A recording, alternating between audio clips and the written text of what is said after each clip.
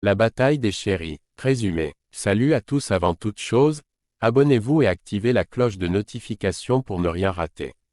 Commençons. Le gouverneur demande au général de transférer Maggie à la prison militaire. Le général refuse en faisant comprendre au gouverneur qu'elle a été disculpée de tous les chefs d'accusation contre elle. Il explique au gouverneur que la jeter en prison juste sans rien pourrait apparaître comme de l'acharnement et soulever le peuple. Le gouverneur indique que peu importe et qu'il a du mal à dormir chez lui à cause de cela. Le général tente de le raisonner mais il est perplexe car il a sa femme dans la tête. Le commandant interroge Nana Alain. Il lui demande si son patron est de retour au pays. Celui-ci dit non et précise que c'est lui qui a dit avoir de nouveaux éléments à verser dans le dossier. Il indique que c'est pas leur société qui fabrique des produits livrés à la résidence du gouverneur. Ils font de la sous-traitance avec quelqu'un. Ils ne sont pas responsables de la toxicité de ces jus, ils les reçoivent scellés. Et cette personne avec laquelle ils sous-traitent est mademoiselle Bissek, la fille du gouverneur. Le commandant est abasourdi, dérangé, étonné. La première dame est en larmes en présence de son frère. Il lui demande ce qui se passe. Elle lui répond en larmes en disant qu'Ellie, le gouverneur, se moque d'elle et de leur famille en protégeant Maggie, et explique que le gouverneur ne veut pas résoudre le problème à cause de sa relation avec Maggie. Elle déclare être décidée à divorcer. Son frère dit l'avoir dissuadée de divorcer depuis tout ce temps pour l'unité de la famille mais qu'il a changé d'avis et demande à la première dame de divorcer. Elle accepte de le faire, sa sœur entre et lui rappelle qu'elle le chante depuis plusieurs années mais ne divorce toujours pas. Un froid s'installe, le gouverneur est au lit et couche avec l'une de ses maîtresses. Il se souvient de sa conversation avec Maggie où il lui exigeait de démissionner de son poste sinon il l'enverrait en prison. Il ne répond pas aux caresses de sa maîtresse. Celle-ci s'arrête et lui demande pourquoi il ne réagit pas. Il répond ne s'être pas encore remis de la mort de sa mère. Elle dit lui comprendre et qu'elle aussi est passée par là et lui promet d'être sa chérie, son amie et sa mère. Il lui remercie et lorsqu'elle lui demande de lui dire qu'il va mieux, il lui dit juste un peu car il a peur que le père de sa maîtresse fasse la prison. Quelqu'un tient un enregistrement qui pourrait lui faire du mal. Elle est confuse. Bissek, la fille du gouverneur est assise sur le canapé et son frère et sœur entrent.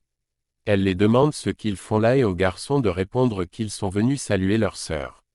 Ils disent être venus d'eux-mêmes.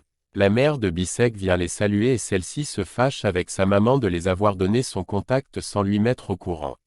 Elle dit ne vouloir avoir aucun rapprochement avec ses frères consanguins. L'aîné lui fait comprendre que les fautes de leur père ne doivent pas les empêcher d'être en bonne relation de frère et sœur. La petite la trouve très intelligente et belle. Elle souhaite être courageuse comme elle. La garçon lui demande si elle peut les inviter à s'asseoir. Sinon, qu'elle les invite à partir. Bissek les demande de partir. Mais lorsqu'ils sont en train de rentrer, elle les rappelle et les invite à rester. Elle les donne raison et pense qu'ils doivent mieux se connaître. Les trois enfants s'embrassent sur le regard admiratif de la maman de Bissek. Mademoiselle Ba est embarquée par la police pour le marché gagné qu'elle n'a pas exécuté. Elle est arrêtée sur ordre du procureur. Elle essaye de les dissuader mais rien n'y est fait. La secrétaire du réseau est inquiète pour Ellie le gouverneur et lui dit que malgré son amour pour lui, elle est obligée de soutenir le réseau. Elle l'explique que le réseau a dépensé beaucoup d'argent auprès de Maggie pour faire élire une personne et que ceux-ci feront tout pour récupérer leur argent. Le gouverneur dit ne pas être impliqué dans cette affaire et que si Maggie a fait une mauvaise action, cela ne concerne qu'elle seule et le réseau. Alors que la représentante du réseau, et aussi sa maîtresse essayent de l'avertir sur les dangers, il transforme la conversation en séduction et lui indique qu'aucune torture ne pourra dépasser la distance qui est entre eux. Et pam, il commence à s'amouracher. Maggie est sur le point d'être transférée à la prison militaire. Elle est escortée par le général et ses hommes. Alors que le général lui parle avec mépris, elle lui crache dessus. Et celui-ci donne l'ordre de l'embarquer. Alors que ses hommes sont en train de l'embarquer, Maggie reçoit une balle dans le dos et décède sur place. Madame le procureur reçoit le commandant et la belle-sœur du gouverneur. Elle informe celui-ci de sa liberté car le marché pour lequel elle a été arrêtée a bel et bien été exécuté. Celle-ci s'en va tout en méprisant et menaçant le commandant. Le commandant informe le procureur du fait que les jus naturels toxiques livrés au palais du gouverneur le sont par la fille du gouverneur Bissek. Elle est complètement dépassée par la nouvelle. Alors que la petite sœur de la première dame s'apprête à sortir, Son nouveau copain entre dans la pièce. Elle lui informe vouloir aller rendre visite à son ex-malade.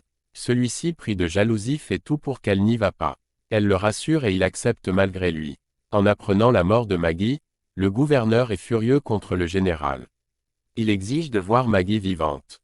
Le général fait tout pour lui faire comprendre qu'il n'a pas donné l'ordre de tuer Maggie. Le gouverneur ne le croit pas, il lui traite d'incompétent et lui exige Maggie vivante. Le gouverneur est complètement dépité. Il chasse le général de son bureau. Il lui hurle dessus, lui demandant de quitter son bureau. Il est meurtri. Il est tellement désolé. Le gouverneur est en larmes. Ici s'arrête cet épisode. Vous, dites-nous, qui a bien pu tuer Maggie? Qui suspectez-vous? Laissez votre avis en commentaire. Abonnez-vous et activez la cloche de notification pour ne rater aucune de nos vidéos. À bientôt.